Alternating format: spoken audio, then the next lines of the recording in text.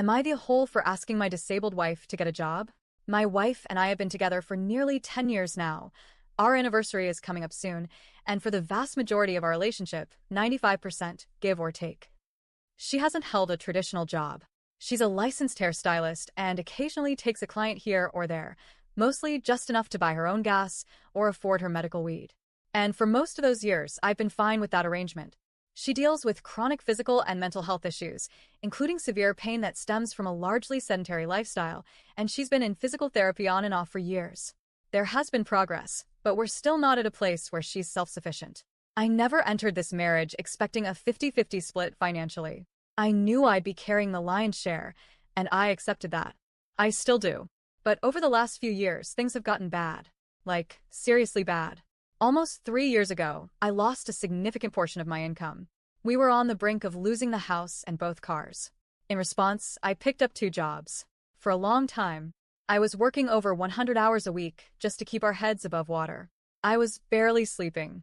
I was constantly exhausted. I stopped seeing my friends, stopped having hobbies, stopped doing anything but working and surviving.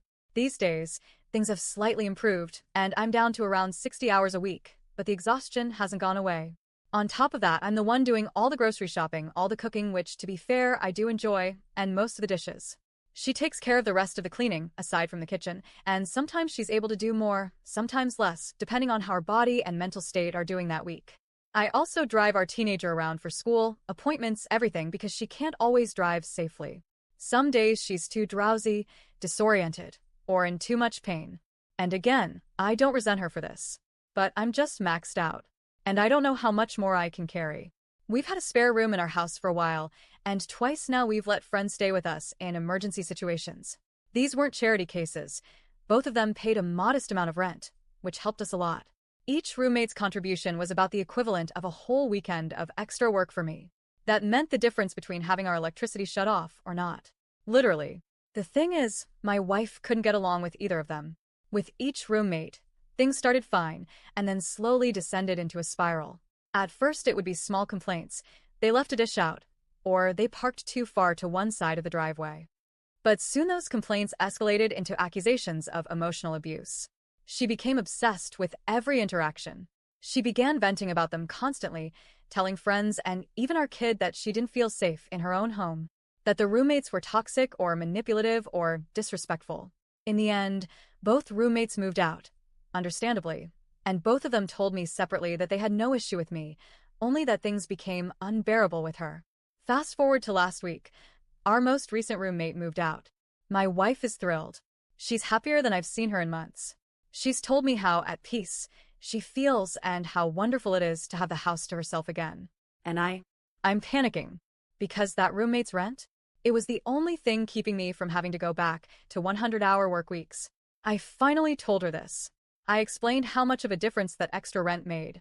I told her I physically can't sustain this level of output much longer. That maybe it was time for her to consider picking up a very part-time job, something light, flexible, where she could sit down. Just 10 to 20 hours a week. Enough to cover the gap. She sobbed. She hasn't had a formal job in 9 years, and the idea of returning to work, even for just 10 hours, sent her into a spiral. She asked through tears, "So you expect me to be abused in my own home just because they're paying rent? What if they were hitting me? Is my emotional safety not a priority to you, as my husband?" I tried to explain gently that this wasn't about safety or abuse, that this was about survival, that we are dangerously close to not making it financially, that her feelings do matter, but so does the reality that bills need to be paid. She told me she's afraid. Afraid that even if she does all the things I'm asking, sees specialists for her chronic pain, treats her sleep problems, she might have narcolepsy, gets dental care, works through trauma and therapy, it still might not be enough. That she'll still fall short, still disappoint me, still be a burden. She asked me, "What will ever be enough for you?" And that broke me, because the truth is, I don't know. I don't want her to work through pain. I don't want her to force herself into some grueling job she can't manage. What I do want is for her to really try to take care of herself. Not just for me, but for her.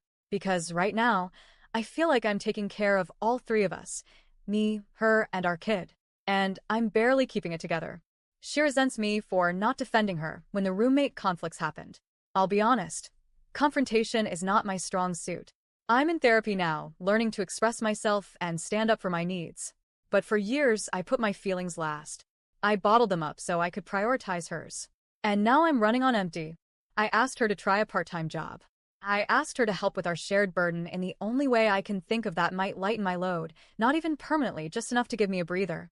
She cried and said she felt like I'd stopped caring about her needs. That all I see now is what she can't do. I told her I do care. I care so much that it's destroying me.